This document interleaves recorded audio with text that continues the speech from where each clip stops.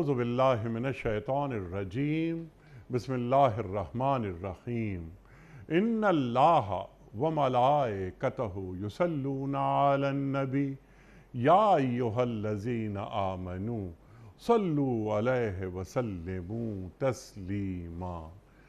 अल्लाहुम्मा सल्लि अला सय्यिदिना व नबिय्यिना व शफ़ीअना व मौलाना मुहम्मद व अला आले मुहम्मद व बारिक वसल्लिम।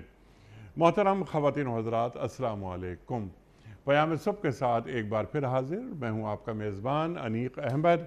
ख़वातीन व हज़रात, पयाम सुबह में कुरान करीम सीखते हैं हम अपने मुल्क के जय्यद उलमा से।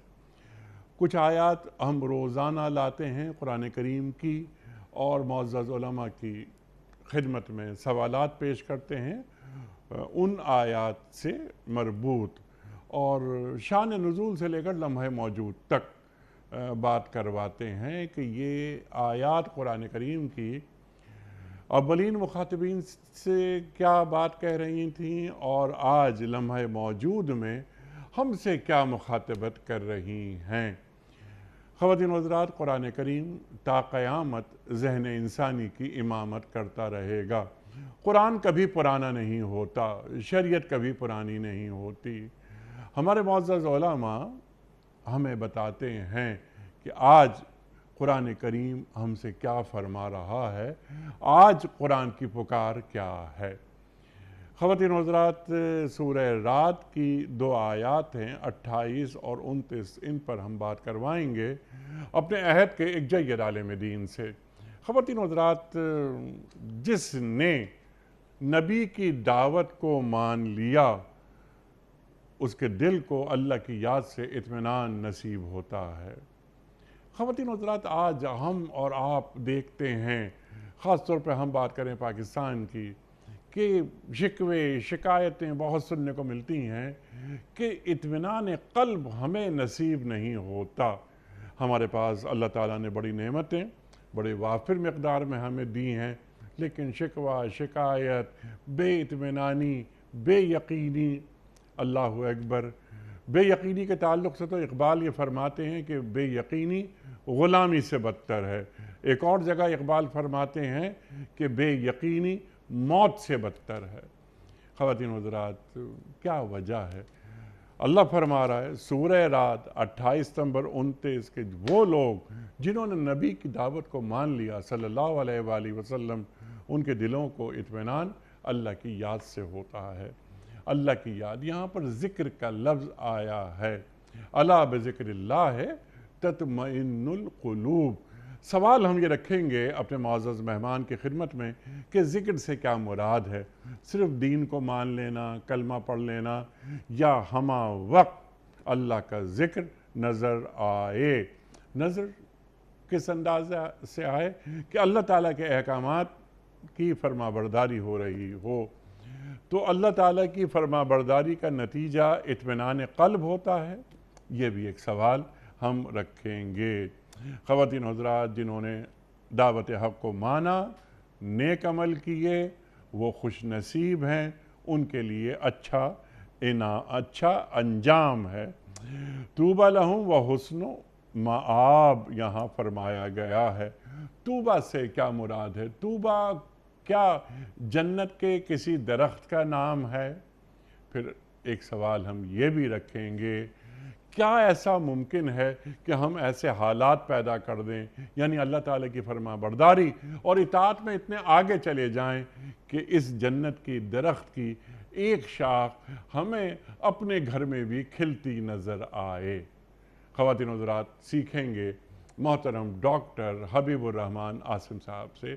तशरीफ़ फरमा हैं इस्लामाबाद में हमारे साथ। डॉक्टर साहब, बड़ा ममनून, बड़ा शुक्रगुज़ार आप तशरीफ़ लाए। जब भी आप तशरीफ़ लाते हैं, आपको मालूम है, हमारे नाज़रीन को मालूम है, सामीन को मालूम है कि हम सब आपसे सीखते हैं। डॉक्टर साहब की पूरी ज़िंदगी मुख्तलिफ़ जामियात में पढ़ाते हुए गुज़री। मुल्क का मकबूल और मारूफ़ नाम है और पयाम सुबह का लाज़मी जुज़।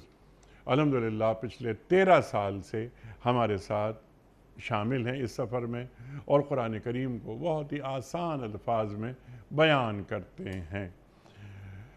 ڈاکٹر صاحب کو خوش آمدید کہتے ہوئے پروگرام کا آغاز اللہ تعالیٰ کے بابرکت نام سے، سورہ رعد اور آیات 28 اور 29۔ اعوذ باللہ من الشیطان الرجیم، بسم اللہ الرحمن الرحیم۔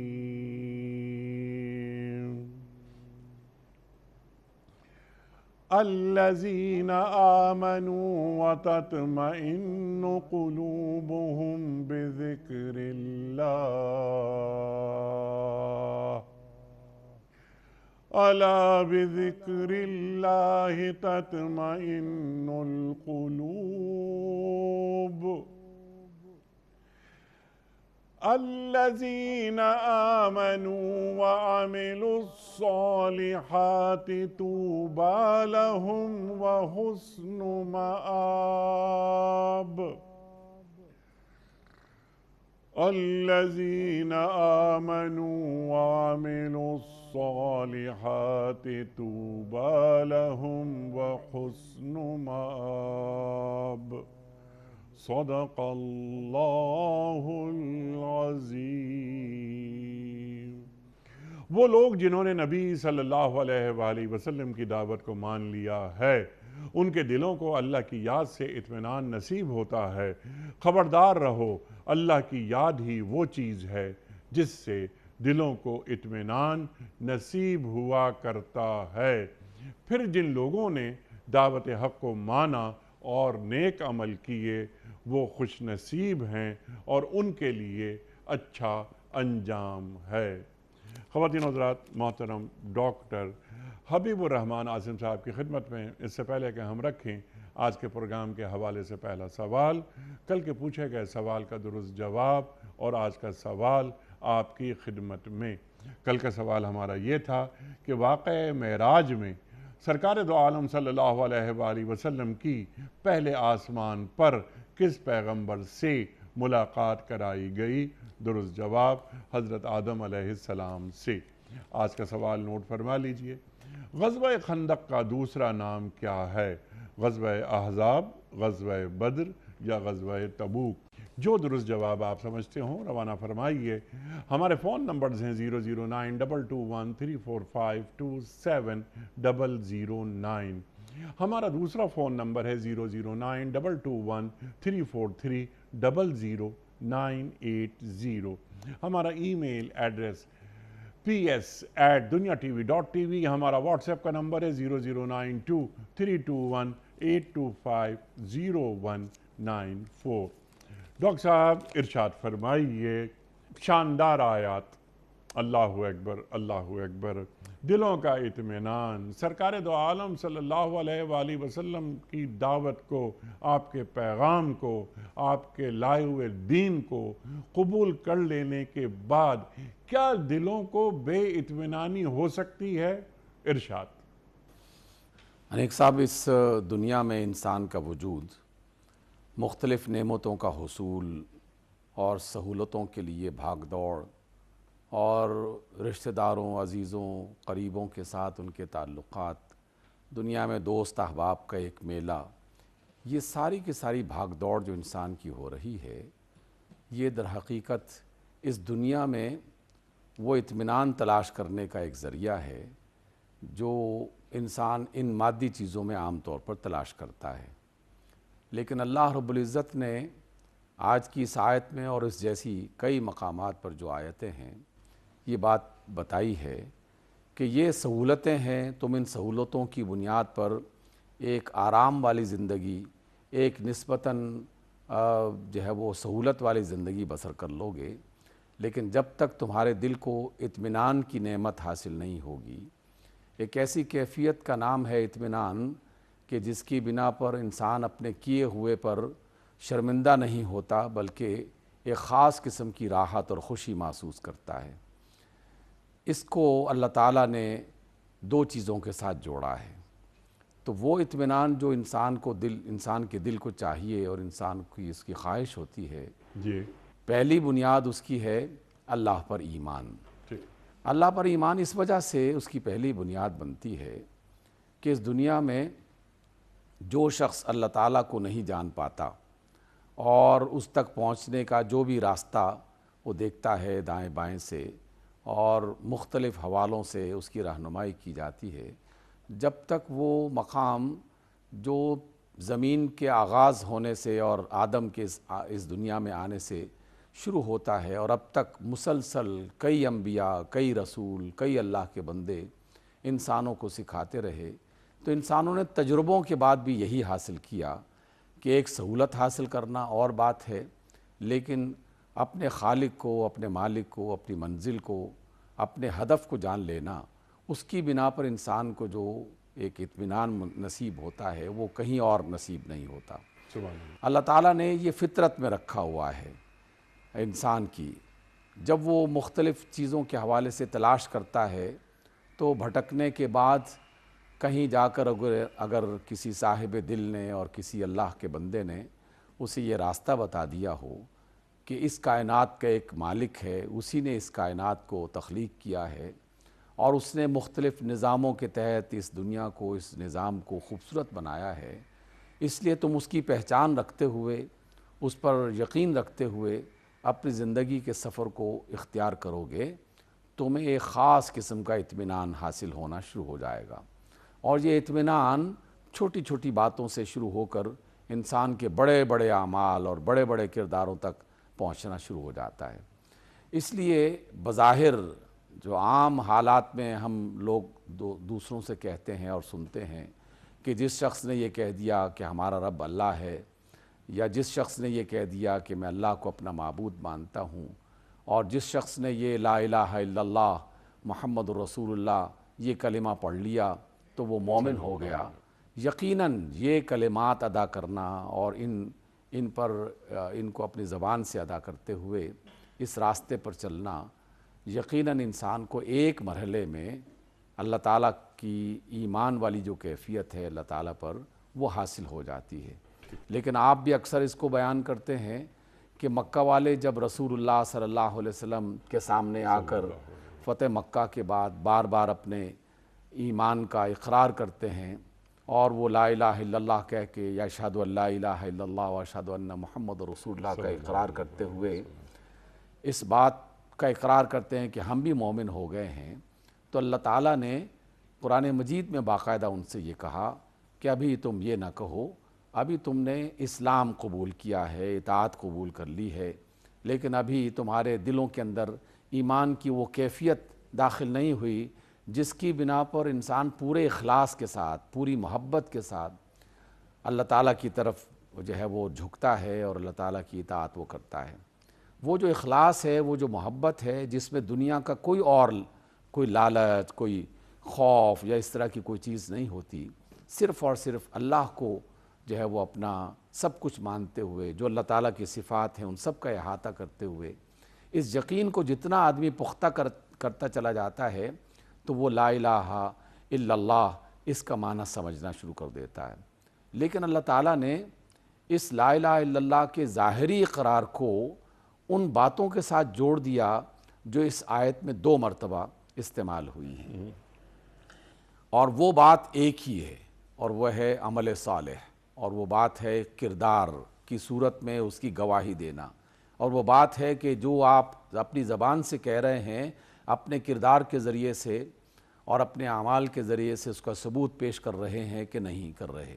ٹھیک ہے۔ ہمیں رسول اللہ صلی اللہ علیہ وسلم کی بے شمار ایسی باتیں سامنے آتی ہیں، نظر آتی ہیں کہ آپ علیہ السلام نے بظاہر چند اعمال کا ذکر کیا اور ان اعمال کے ذکر سے پہلے یہ فرمایا کہ اللہ کی قسم وہ مومن نہیں ہے، اللہ کی قسم وہ مومن نہیں ہے، اللہ کی قسم وہ مومن نہیں ہے، حالانکہ اس نے اشہد ان لا الہ الا اللہ پڑھا ہوا ہے، وہ لا الہ الا اللہ کا اقرار کرتا ہے، اپنے آپ کو وہ مومن گردانتا ہے یا کہتا ہے، لیکن اللہ کے رسول اللہ کی قسم کھا کے کہہ رہے ہیں کہ یہ شخص مومن نہیں ہے، اللہ کی قسم یہ مومن نہیں ہے، اور پھر اس کے ایک رویے کو بیان کرتے ہیں کہ جو شخص اللہ پر یقین رکھتا ہے تو یقیناً وہ اللہ جس پر اس کا ایمان ہے، جس کی بنا پر اس نے صراط مستقیم کا چناؤ کیا ہے، اس کے بعد اس کی ذاتی زندگی میں ایسی تبدیلیاں آنی چاہیے جس سے پہلے والے انسان اور دوسرے والے انسان میں فرق نظر آنا شروع ہو سبحان جائے۔ اللہ، سبحان اللہ۔ جو کفر کی حالت میں اس نے زندگی بسر کی یا بسر کر رہا تھا، اس وقت اس کا کردار کیا تھا، اس کے رویے کیا تھے، اس کے چال چلن کے انداز کیا تھے، اور ایمان کا دعویٰ کرنے کے بعد اب اس کی کیفیت کیا ہے۔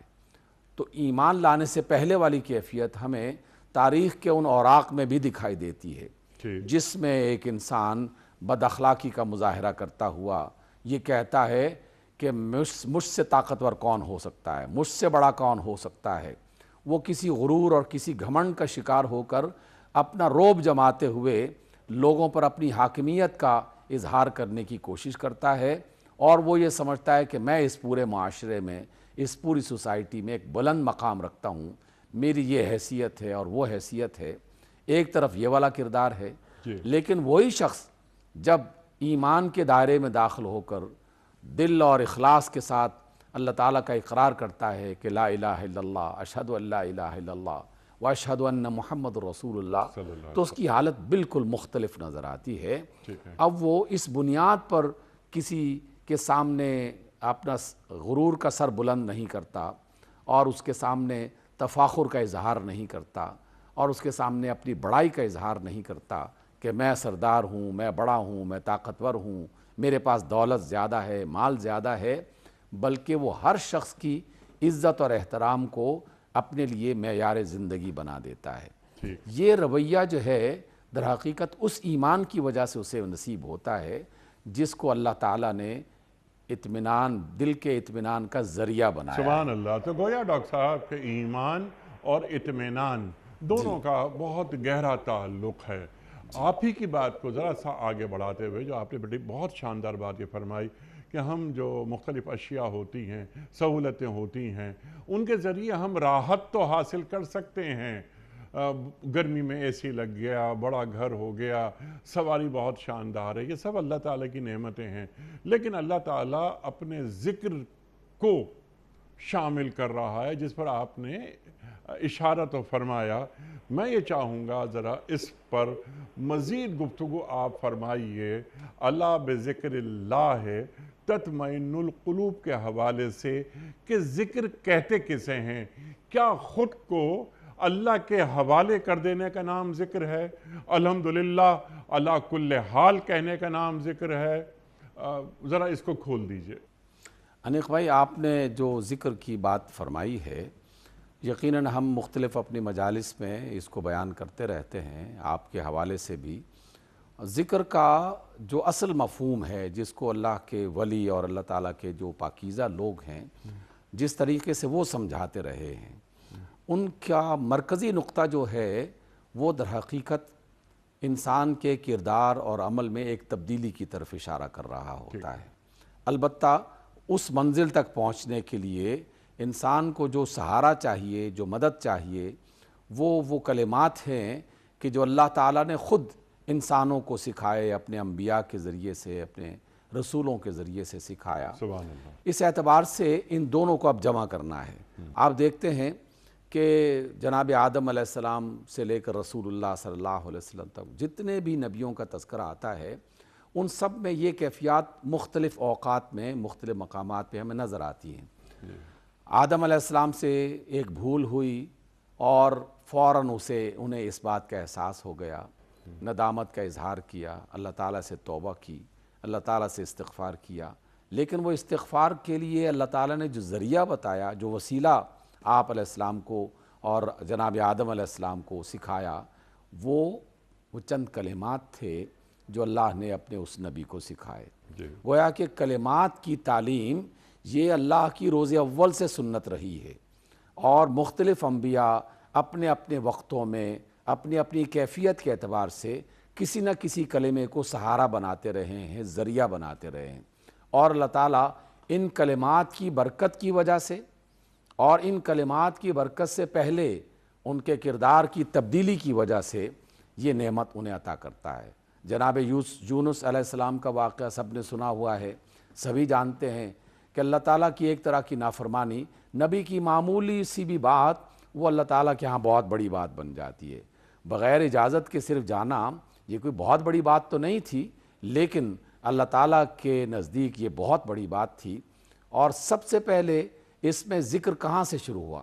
سب سے پہلے اس کا ذکر وہ اس احساس سے شروع ہوا جس کی بنا پر اس نبی نے اپنے اللہ کے سامنے اپنی اس غلطی کا اقرار کیا کہ اللہ میں نے غلطی کر لی ہے، میں ظلم کرنے والوں میں سے ہو گیا ہوں، لیکن تو ہر چیز سے پاک ہے، اور تو ہر خطا سے پاک ہے، اور تو ہر گناہ کو معاف کرنے کی قدرت رکھتا ہے۔ اب آپ دیکھیے کہ دو چیزیں ہمارے سامنے آتی ہیں، ایک طرف اپنی ندامت کا اظہار جو کردار کا ایک حصہ ہے، جو شخصیت کا ایک حصہ بنتا ہے، اس کو پہلے اپنایا، اور اس کے فوراً بعد یہ کلمہ جسے ہم آیت کریمہ عام افراد جو ہے اس نام سے اس کو یاد کرتے ہیں، تو وہ جناب یونس علیہ السلام نے دہرانا شروع کر دیا، لا الہ الا انت سبحانک انی کنت من الظالمین۔ اب کچھ لوگوں نے اس کلمے کو یہ کہا کہ یہ کلمہ ہے جو انسان کے اندر ایک تبدیلی لے کے آتا ہے، چاہے وہ اس کلمے کو سمجھے یا نہ سمجھے۔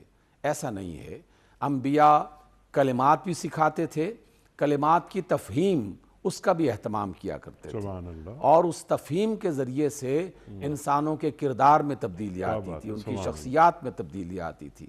اس لیے وہ شخص جو توبہ نہیں کر رہا، کسی غلطی پر ندامت کا اظہار نہیں کر رہا، اپنی نافرمانی پر مستقل مزاجی سے چل رہا ہے، اور اس کے بعد اگر وہ کلمات کو دہراتا رہے ہزاروں بار بھی اگر دہرا لے، نیت جب تک اس کے اندر شامل نہیں ہوگی، یہ والی نیت کہ یہ کلمات مجھے توبہ کی طرف، اللہ تعالیٰ کی محبت کی طرف، اس کی معافی کی طرف لے جانے والے کلمات ہیں، تو وہ ان پاکیزہ کلمات کی قدر و منزلت کو بھی جانے گا، اور ان کلمات کو ادا کرنے کے بعد اس نعمت کو بھی حاصل کر پائے گا جس نعمت کی وجہ سے ہم کہتے ہیں کہ اس کو دل کا اطمینان حاصل ہو ٹھیک ہے گیا ڈاکٹر صاحب، وہ تو نبی تھے نا، لا الہ الا انت سبحانک انی کنت من الظالمین، انہوں نے پڑھا اور پڑھتے رہے، اجازت کے بغیر ہجرت کر لی۔ تو نبی تو اللہ کی اجازت کے بغیر کوئی بھی کام نہیں کرتا، اللہ کا اذن ضروری ہوتا ہے۔ لیکن جس طرح میں نے انٹرو میں ایک بات عرض کرنے کی کوشش کی تھی کہ آج کا جو انسان ہے وہ اپنے چہرے پر بے اطمینانی لے کر گھوم رہا ہے، ہر چند کے اس کے پاس مال و دولت بھی ہے، بڑی بڑی گاڑیاں بھی ہیں، اور وغیرہ وغیرہ، اللہ تعالیٰ کی نعمتیں اس پر نازل ہوئی ہیں۔ لیکن جب ہم ذکر کی بات کرتے ہیں، اس آیت میں جو بیان کیا گیا ہے کہ اللہ کا ذکر، اور وہ اللہ کا ذکر کہ ان لوگوں کے لیے ہے خاص طور پر یہ بات کہ جنہوں نے نبی صلی اللہ علیہ وآلہ وسلم کی بات قبول کر لی، ایمان لے آئے، الا بذکر اللہ تطمئن القلوب۔ اب میرا جو سوال آپ کی خدمت میں ہے، جو میں آپ سے اور ہم سب سیکھنا چاہ رہے ہیں، یہاں ذکر سے کیا مراد ہے؟ زبان سے کہہ دیا بس، جس طرح آپ نے اشارہ بھی فرمایا اس آیت کی طرف، لا الہ الا انت سبحانک انی کنت من الظالمین، لیکن جب ہم دیکھتے ہیں کہ وَلَقَدْ يَسَّرْنَا الْقُرْآنَ لِلذِّكْرِ فَهَلْ مِن مُدَّكِرٍ، مثال کے طور پر ہم پڑھتے ہیں ذکر کا لفظ کہ اِنَّا نَحْنُ نَزَّلْنَا الذِّكْرَ وَإِنَّا لَهُ لَحَافِظُونَ، وَإِنَّا لَهُ لَحَافِظُونَ۔ ہم پڑھتے ہیں کہ فَاذْكُرُونِي أَذْكُرْكُمْ وَاشْكُرُوا لِي وَلَا تَكْفُرُونَ۔ تو جو ذکر سے مراد کیا ہے؟ جو میرے ایمان کو پختہ کرتا ہے، جو میرے دلوں کا اطمینان ملتا ہے مجھے اس ذکر سے، اور میں ہر حال میں اطمینان کی حالت میں چلتا ہوں، جسے ہم کہتے ہیں کہ الحمدللہ اللہ کل حال۔ یہ مرتبہ یا یہ منزل کب نصیب ہوتی ہے؟ انیق بھائی، میں جو انبیاء کا تذکرہ کرتا ہوں اور ہم قرآن مجید میں یہ تذکرے پڑھتے ہیں، تو اس کو لازماً سمجھنا چاہیے یقیناً کہ اللہ تعالیٰ ان انبیاء کا تذکرہ کس بنا پر کر رہا ہے۔ خود رسول اللہ صلی اللہ علیہ وسلم کی حیات طیبہ صلی اللہ علیہ وسلم ہمارے لیے کیسے اسوہ بنتی ہے، کیسے جو ہے ہم آپ کی اطاعت کرتے ہوئے، آپ کی تقلید کے پیچھے، آپ کے پیچھے پیچھے چلتے ہوئے اپنی زندگی کو اسی طرح سنوارنا شروع کر دیں جس طرح اللہ کے رسول صلی اللہ علیہ وسلم نے بتائی ہے، تو اس میں یہ دونوں چیزیں بیک وقت نکھری ہوئی نظر آتی ہیں۔ میں نے جو ذکر کیا اور آپ نے جو بیان فرمایا دونوں میں کوئی اختلاف نہیں ہے، یہ دونوں ایک دوسرے کو سپورٹ کر رہے ہیں۔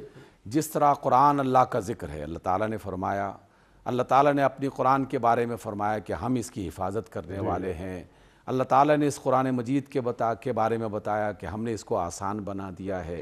یہ ساری باتیں ایک ہی نقطے کی طرف لے کے جا رہی ہیں کہ دیکھو ہم نے جو کتاب تمہاری ہدایت کے لیے بھیجی ہے، جو رہنما اصول ہم نے اس میں لکھے ہیں، یہ اصول بہت مشکل نہیں ہیں، بس انسانوں کو ایک نظم، ایک ضبط کے ساتھ، ایک نظام کے مطابق اپنی زندگی گزارنے کا سلیقہ سکھایا جا رہا ہے۔ جو لوگ اس کو اختیار کرتے ہیں تو پہلا اطمینان تو وہیں سے مل جاتا ہے انسان کو، لیکن اس پہلے اطمینان کے لیے تقویت اور قوت ملتی ہے اللہ تعالیٰ کے ان پاکیزہ کلمات کو ادا کرنے سے۔ قرآن مجید کی تلاوت، اللہ تعالیٰ کے کلمات کا ذکر ہے۔ آپ نے سورہ یاسین پڑھ لی، آپ نے سورہ الحاقہ پڑھ لی، آپ نے سورہ الملک پڑھ لی، یہ مختلف جو صورتیں ہمیں بار بار، سورہ کاف رہنمائی کے لیے ہمیں عطا کر دی، یہ ساری صورتیں مختلف حوالوں سے ہمیں کیوں پڑھنے کے لیے بتائی جاتی ہیں؟ اس لیے کہ ایک طرف یہ اللہ کے کلمات ہیں اور دوسری طرف وہ ہدایات ہیں جس کی بنا پر انسان اپنے آپ کو بدلنے کی کوشش کرتا ہے۔ ہماری دنیا میں ایک بہت بڑا ستم یہ ہوا کہ ایک طبقہ ایسا وجود میں آ گیا کہ جس نے ان کلمات کو زبان سے ادا کرنا، بس اسی کو ذکر سمجھ لیا، اور کچھ لوگوں نے اس کے مقابل میں کچھ اور کہنا شروع کر دیا، اور وہ اس پہلے والے ذکر کی کیفیات سے بالکل اپنے آپ کو انہوں نے الگ کر دیا۔ وہ صرف یہ کہتے ہیں کہ غریبوں کی مدد کرو، یتیموں کا سہارا بن جاؤ، اور اس طرح کی خدمت خلق کے بہت سارے کام شروع کر دو۔ تو ہم نے امت کو تقسیم کر دیا، جبکہ اللہ نے اور اللہ کے رسول صلی اللہ علیہ وسلم نے ہمیں اطمینان کی دولت عطا کرنے کے لیے ان دونوں کو اکٹھا کرنے کا حکم دیا ہے کہ جہاں آپ یتیم کے سر پہ ہاتھ رکھیں گے، وہیں پر آپ نے اللہ تعالیٰ کا شکر ادا کرتے ہوئے اس کی دولت کا شکریہ ادا کرنا ہے، اس کا شکر ادا کرتے ہوئے ان کلمات کو ادا کرنا ہے جس میں الحمدللہ کبھی آپ نے کہہ دیا، کبھی سبحان اللہ کہہ دیا، اور کبھی استغفر اللہ کہہ دیا، اپنے ان گناہوں کے بارے میں جو انسان کے ذہن میں بعض اوقات پنپتے رہتے ہیں اور اس کے بارے میں سوچتا رہتا ہے کہ دیکھو میں نے کتنا بڑا احسان کر دیا، اس غریب کے ساتھ مدد کر دی، تو شیطان تو ہر وقت اس کے ساتھ لگا رہتا ہے۔ تو اس اعتبار سے یہ دونوں چیزیں مل کر ایک دوسرے کو سپورٹ کرتی ہیں۔ انبیاء نے اور خاص طور پر رسول اللہ صلی اللہ علیہ وسلم نے آخر یہ ساری دعائیں ہمیں کس لیے سکھائی ہیں؟ یہ دعائیں اسی لیے سکھائی ہیں کہ ہم اسے اپنی زندگی کو تبدیل کرنے کا ذریعہ بنائیں۔ دیکھیے انیق بھائی، آپ اچھی طرح جانتے ہیں، آپ ماشاءاللہ قرآن مجید کے ساتھ ایک ایسی وابستگی رکھتے ہیں، اللہ تعالیٰ کے اس پر شکر ادا کرنا چاہیے، مزید کی دعا کرنی چاہیے ہم سب کو۔ کسی بھی دعا کو آپ لے لیجئے، اللہ کے رسول صلی اللہ علیہ وسلم نے کوئی ایک دعا بھی سکھائی آپ نے، اس دعا کو پڑھنا بذات خود ایک اچھا کام ہے، ایک نیکی کا کام ہے۔ اللہ تعالیٰ کے کلمے کو آپ نے اپنا ورد زبان بنا دیا، اس کو دہرایا، لیکن اس کے ساتھ ہی انسان کے اندر ایک خاص قسم کی جو کیفیت پیدا ہوتی ہے، جو اس ذکر کو سمجھنے کی صورت میں پیدا ہوتی ہے کہ میں اللہ کے نام سے یہ اللہ کا دیا ہوا رزق استعمال کر رہا ہوں، لیکن اسی لمحے یاد آ جاتا ہے کہ اچھا یہ اللہ نے مجھے تو صرف رزق نہیں دیا، مجھے تو اس سے بڑی جو شرف والی بات ہے وہ بھی اس کے ساتھ ہی عطا کی ہے کہ ادھر کسی سائل نے آواز لگائی اور آپ نے اپنے کھانے میں سے کچھ اس کے حوالے کر دیا۔ اللہ کی رضا اس کے اندر شامل ہو گئی، بندے کی مدد اس میں شامل ہو گئی، اور اللہ تعالیٰ کی بتائی ہوئی وہ آیت یا وہ ذکر یا وہ ورد وہ بھی اس کا حصہ بن گیا۔ اب دیکھیے، یہ سمجھیے کہ ایک ایسا ماحول کریٹ ہو گیا ہے کہ جس میں ظاہری طور پر بھی فضا معطر ہو جاتی ہے اور باطنی طور پر بھی انسان کے اندر ایک ایسی خوشی میسر آتی ہے کہ جو پیسہ دے کر اور کسی اور وہ خریدی نہیں جا سکتی۔ یعنی انسان اس کے بارے میں یہ نہیں کہہ سکتا کہ یہ والی خوشی جو ہے یہ میں بازار سے اتنے پیسے میں لے آ سکتا ہوں۔ یہ اس کیفیت کا نام ہے جس میں اللہ تعالیٰ کا ذکر کیا جائے کلمات کو ادا کرنے کی صورت میں، اور اس کے ساتھ ساتھ اپنے رویوں میں تبدیلی لاتے ہوئے، اگر کہیں غلطی ہے اس کی اصلاح کرتے ہوئے، اگر کوئی اچھا کام ہے اس کو مزید بڑھاتے ہوئے۔ انبیاء اور اللہ کے انبیاء کے جو صحابہ تھے وہ ایسا ہی طرز عمل اختیار کرتے تھے. سبحان اللہ. اس لیے ان کی زندگی میں ذکر اور عمل یہ دو الگ الگ چیزیں نہیں تھیں, بلکہ یہ دونوں مشترک طور پر ایک دوسرے کا اور اس کو اگر ایک لفظ میں بیان کیا جائے تو اللہ تعالیٰ کی فرما برداری, اللہ تعالیٰ کی اور قرآن سے تعلق, ذکر, قرآن کریم بھی اِنَّا نَحْنُ نَزَّلْنَا الذِّكْرَ وَإِنَّا لَهُ لَحَافِظُونَ, اللہ اکبر. تو قرآن سے جڑاؤ اور قرآن سے کے معنی جان کر کے اطمینان کسے کہتے ہیں, اطمینان قلب کسے کہتے ہیں, بے سکونی کی وجوہات کیا ہوتی ہیں, وہ ہمیں قرآن سکھا دیتا ہے. ڈاکٹر صاحب, اور یعنی قرآن سکھاتا ہے, اور قرآن اللہ اور اللہ کے رسول صلی اللہ علیہ وآلہ وسلم کی اطاعت اور فرما برداری سکھا دیتا ہے, جو یقیناً ہمارے لیے باعث اطمینان ہوتی ہیں. ڈاکٹر صاحب, ایک بات ذرا یہ واضح کر دیجئے, جس طرح کہ اس آیت میں بھی بات آئی ہے, آپ نے بھی گفتگو فرمائی ہے کہ ایمان اور اطمینان دونوں کا ایک خاص تعلق ہے, ایک ربط ہے. جس شخص کے پاس ایمان نہیں ہے, کیا اس کے پاس اطمینان نہیں آ سکتا؟ انیق بھائی, یہ بات جو ہے انسان بظاہر سمجھتا ہے لیکن نہیں سمجھتا. کہتا ہے کہ مجھے سمجھ میں آ گئی ہے, اور وہی بات جو ابھی کچھ دیر پہلے آپ نے بھی دہرائی, میں نے بھی آپ کی خدمت میں پیش کی تمام سامعین ناظرین کو, کہ انسان سہولتوں کو اپنے لیے اطمینان والی کیفیت میں لانے کی کوشش کرتا ہے. سہولت مل گئی تو سمجھتا ہے کہ مجھے اطمینان نصیب ہو گیا, حالانکہ سہولت کی بنیاد پر انسان کو وہ اطمینان نصیب نہیں ہوتا جو ایمان اور سہولت دونوں کو آپ اکٹھا کرتے ہیں. پھر اس کے بعد اس کی تقسیم کا دائرہ بڑھنا شروع ہو جاتا ہے, دوسرے افراد کو ان کی مدد کرنے کی ایک کیفیت میسر کرنا شروع کر دیتا ہے.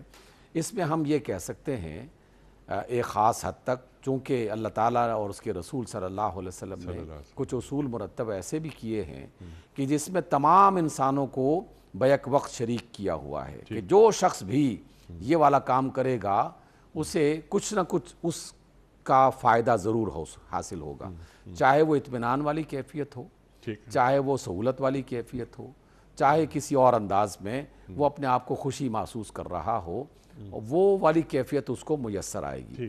دیکھیے اللہ تعالیٰ کی یہ سنت ہے نا, کہ جو دنیا میں کام کرے گا, جو دنیا میں دوسروں کے کام آئے گا, جو دنیا کے لیے سہولت فراہم کرنے کے لیے کوشش کرے گا, تو اس میں اس کو بھی خوشی کا ایک حصہ ملتا ضرور ہے.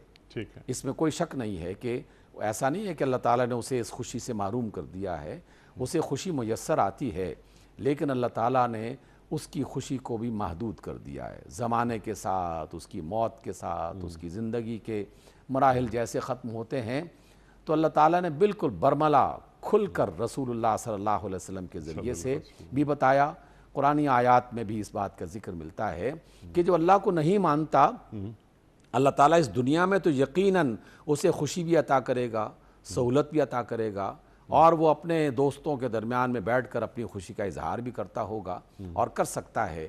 لیکن جیسے ہی اس کی آنکھ بند ہوگی اور قیامت کا منظر سامنے آ جائے گا, تو قیامت کے بعد پھر اسے وہ والی خوشی میسر نہیں آئے گی جو ایک مومن کو نظر آتی ہے, جو مومن دنیا سے شروع کرتا ہے اور آخرت میں چلا جاتا ہے. ٹھیک ہے, یعنی وہ تو آخرت کو مانتا ہی نہیں نا, مانتا ہی نہیں, اور وہ تو آخرت میں اپنے لیے کوئی انعام یا اپنے اعمال کے نتائج, وہ تو اس پر بلیف ہی نہیں ہے.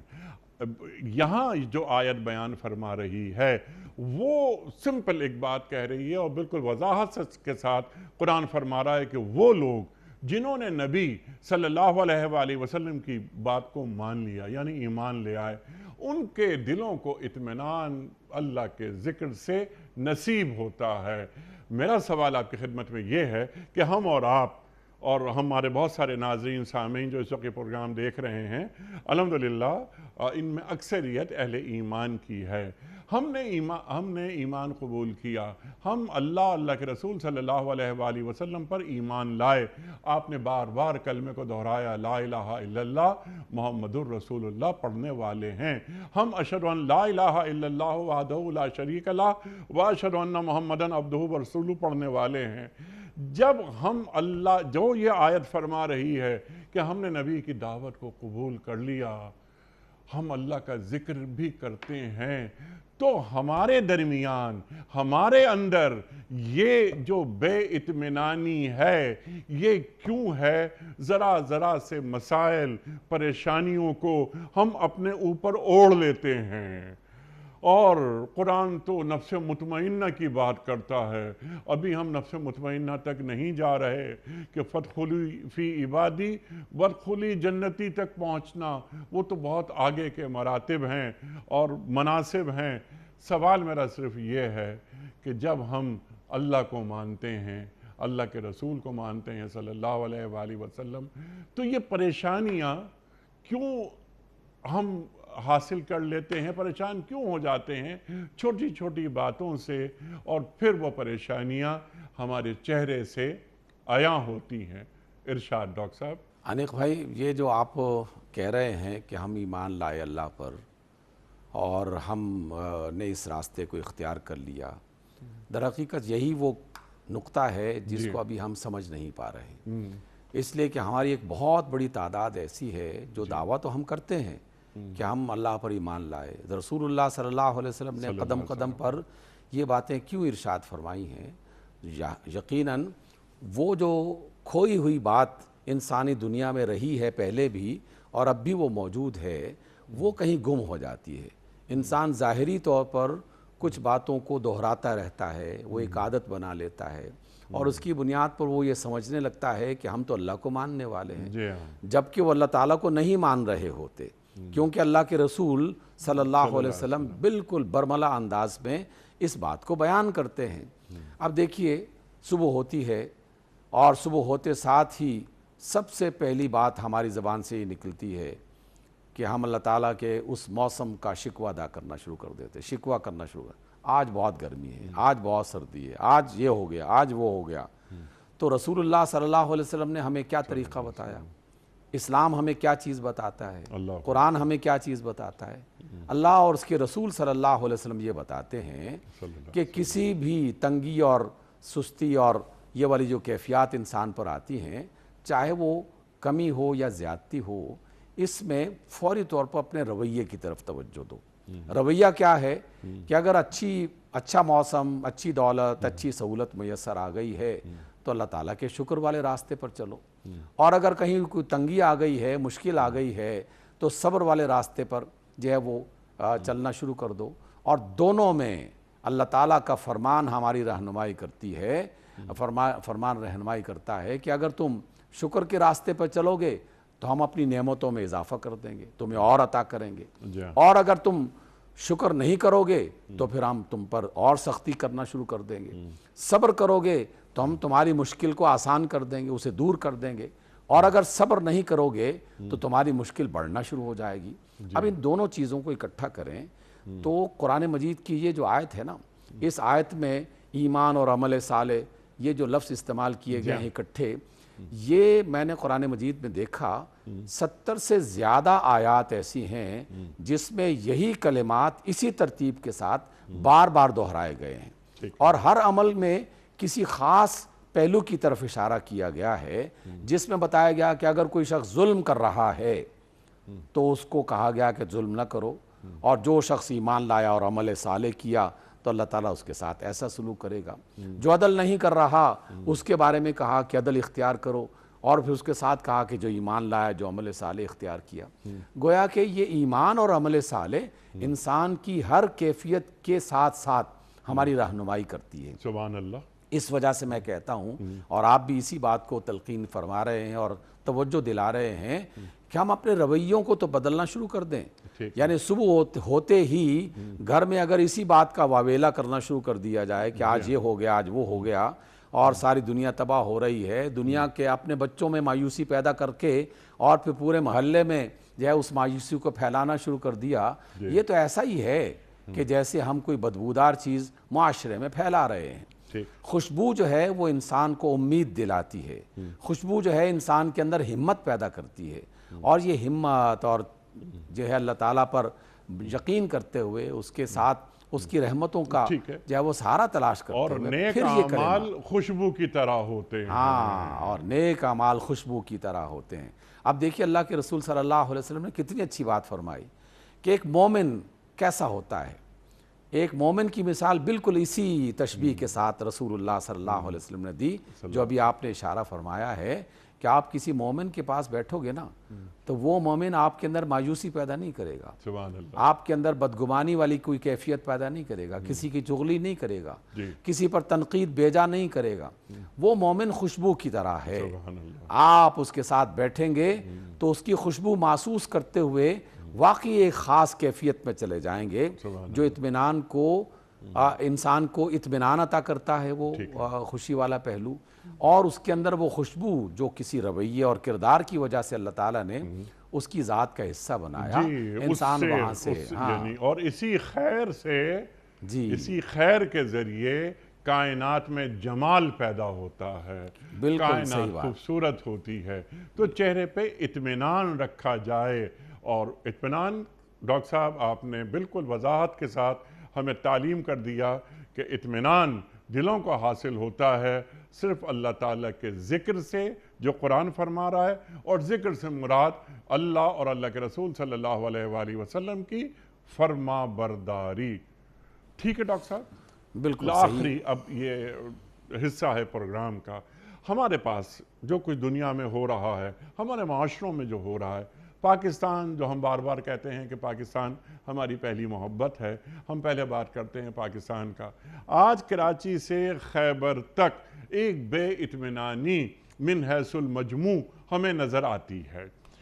پاکستان کو یا اس کائنات کو یا ہمارے معاشروں کو آپ ہم سے زیادہ دیکھتے ہیں، جانتے ہیں۔ ڈاکٹر صاحب، جس طرف آپ نے اشارہ بھی فرمایا تھا کہ لوگ بیٹھتے ہیں اور پریشانیوں کا ذکر کرتے ہیں، ملک کے تعلق سے پریشان ہوتے ہیں اور ایسے بدفعل نکالتے ہیں ملک کے تعلق سے کہ سوچتے ہیں یا سنتے ہیں تو غصہ آتا ہے۔ ہمارے رویوں میں بنیادی تبدیلی کیا آنی چاہیے کہ ہم لوگوں کے لیے ایک تو خیر کا ذریعہ بنے اور ہمارے اپنے لیے ہمارا دل ایک اطمینان بخش یا اطمینان کی آماجگاہ ہو، اور دل کا یہ اطمینان ہمارے چہروں سے بھی ظاہر ہوتا ہو۔ انیق بھائی، آپ نے بیرونی دنیا کا سفر کیا، کئی مقامات کا، جی جی الحمدللہ۔ تو اور دیکھیے وہاں پر ٹریفک جس نظام کے تحت چل رہی ہوتی ہے، وہاں جس طرح ایک دوسرے کو سہولت دینے کی کوشش کی جا رہی ہوتی ہے، وہاں کسی کو راستہ دے دیں اور وہ دوسرا اس کے مقابل میں فوری طور پر ایک ہلکی سی مسکراہٹ عطا کرتا ہے یا اپنی طرف سے کسی اشارے کی صورت میں وہ اس کا شکریہ ادا کرتا ہے۔ یہ معمولی سی بات کس نے سکھائی؟ یہ معمولی سی بات ہمیں رسول اللہ صلی اللہ علیہ وسلم نے سکھائی۔ عمل اس پر کون کر رہا ہے؟ جو اللہ اور اس کے رسول صلی اللہ علیہ وسلم کے حوالے سے یہ بات تو جانتے ہوں گے لیکن وہ ان کا اقرار نہیں کرتے۔ ہم اقرار کرتے ہیں لیکن اس پر عمل نہیں کر رہے۔ یہاں پر ہر روز کوئی ایسی بات نہیں ہے، میں شکوہ نہیں کر رہا، نہ ہم اس کو شکوے کو پروان چڑھانا چاہتے ہیں۔ ہم تو ان پروگراموں کے ذریعے سے لوگوں کے اندر امید کا وہ دیا جلانا چاہتے ہیں کہ جس میں چھوٹے چھوٹے کام اصلاح کا ذریعہ بن سکتے ہیں۔ اگر آپ کو کسی شخص نے راستہ دے دیا ہے اور راستہ آپ کے لیے آسان کر دیا ہے تو کیا شکریہ ادا کرنے کے لیے ایک ہلکی سی مسکراہٹ یا ایک چھوٹا سا کلمہ اپنی زبان سے ادا کرنا زیادہ مشکل ہے؟ یقیناً مشکل نہیں ہے۔ اور اسی طریقے سے آپ کا کوئی کام ہے اور کسی شخص نے آپ کی ہیلپ کر دی، آپ کو اس دفتر پہ پہنچا دیا، اور اس دفتر میں جو بندہ بیٹھا ہوا ہے کیا وہ بھی صاحب ایمان نہیں ہے؟ وہ بھی تو صاحب ایمان ہے، کلمہ پڑھتا ہے، اللہ کے رسول کا نام لیتا ہے، لیکن اگر وہ آپ کے راستے کی رکاوٹ بن گیا ہے تو بتائیے وہ مسلمان زیادہ اچھا ہے دنیا کے اعتبار سے یا وہ جاپان کا فرد ہے وہ زیادہ اچھا ہے جو آپ جا کر آپ جب اس کو اپنی درخواست دیتے ہیں، اپنا کوئی کام بتاتے ہیں، یقیناً اور انہوں نے اپنی اخلاقیات کو بڑا مستحکم کر لیا ہے۔ لیکن ڈاکٹر صاحب، ہم امتی ہیں سرکار دو عالم صلی اللہ علیہ وآلہ وسلم کے، ہمارا اللہ سے ایک تعلق ہے، ایک رشتہ ہے۔ کیا پہلے ہم اپنی نفسیات کا قبلہ درست نہ کر لیں کہ جو مسلمان ہوتا ہے، جو اللہ اور اللہ کے رسول صلی اللہ علیہ وسلم پہ ایمان رکھتا ہے، وہ اس کے سوچنے کا انداز سوچنے کا ڈھب وہ کیسا ہوتا ہے، اس کا فکری نظام کیسا ہوتا ہے، اور جو موضوع ہے ہمارا اس موضوع سے قریب تر ایک قول مجھے یاد آ رہا ہے امیر المومنین حضرت علی مرتضیٰ کرم اللہ وجہہ کا، کہ قناعت ختم نہ ہونے والا سرمایہ ہے۔ ڈاکٹر صاحب، اللہ قرآن کریم میں فرما رہا ہے کہ افرایت من اتخذ الہہ ہوا، کیا کہیں ایسا تو نہیں کہ ہم نے خواہشات کو اپنا آقا بنا لیا ہو، ہم خواہشات کے غلام ہو گئے ہوں، قناعت ختم ہو گئی ہے تو بے اطمینانی، یہ بھی حاصل کر لوں یہ بھی حاصل کر لوں، اس نفسیات کی تبدیلی بھی کیا ضروری نہیں ہے؟ دیکھیے، انسان کی نفسیات اس کے عمل سے جڑی ہوئی ہے، اس کی شخصیت سے جڑی ہوئی ہے۔ کوئی ایسا عمل نفسیات کا نہیں ہے کہ انسان کا کردار اور ہو اور نفسیاتی طور پر وہ کچھ خیالات اپنے ذہن میں جمع کرنا شروع کر دے۔ یہ دونوں ایک دوسرے کو دوبارہ سے سپورٹ کرتے ہیں۔ ہم جب کسی اور ملک کا ذکر کرتے ہیں تو اس کا مطلب یہ نہیں ہے کہ ہم اس کی بڑائی کو بیان کر رہے ہیں۔ ہم تو مسلمان اہل ایمان کو یہ بتانا چاہ رہے ہیں کہ یار یہ بات جو ہے یہ تو رسول اللہ صلی اللہ علیہ وسلم کی سنت ہے، آپ کا بتایا ہوا راستہ ہے، آپ کا اچھا اخلاق ہے، آپ کا یہ حسن و جمال کی کیفیات ہیں، تو اگر کوئی دوسرا اپنا رہا ہے اور ان کو یہ خوبیاں حاصل ہو رہی ہیں تو ہم بے اطمینانی سے کیسے نکلیں گے؟ دیکھیے، بے اطمینانی سے جبھی نکلیں گے جب ہمارا ایمان ہمارے عمل کا حصہ بن جائے گا، اور جب ہمارا عمل ہمارے ایمان کی دلیل اور اس کا ثبوت بن جائے گا۔ یہ دونوں جب تک اکٹھے نہیں ہوں گے، اور ہم بار بار اسی وجہ سے اس بات کو دہرا رہے ہیں کہ اللہ تعالیٰ نے ان دونوں کو اکٹھا کر کے ہمارے سامنے رکھا ہے۔ دیکھو، تم لا الہ الا اللہ کہنے والے ہو، تمہیں تو اور زیادہ محتاط ہونا چاہیے۔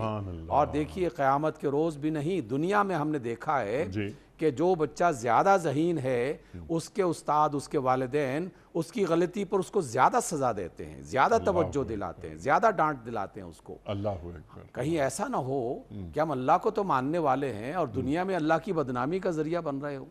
ہم اللہ کو ماننے والے ہیں، اس کے رسول کو ماننے والے ہیں، اور رسول اللہ کی بدنامی کا ذریعہ ہم بن رہے ہوں۔ کیا یورپ کے لوگ یہ نہیں کہتے کہ ہم نے تمہیں دیکھا تو ہم تو ایمان نہیں لاتے، تمہیں دیکھنے کے بعد ہمارے ایمان جو ہے وہ ہمیں ایمان نظر نہیں آتا؟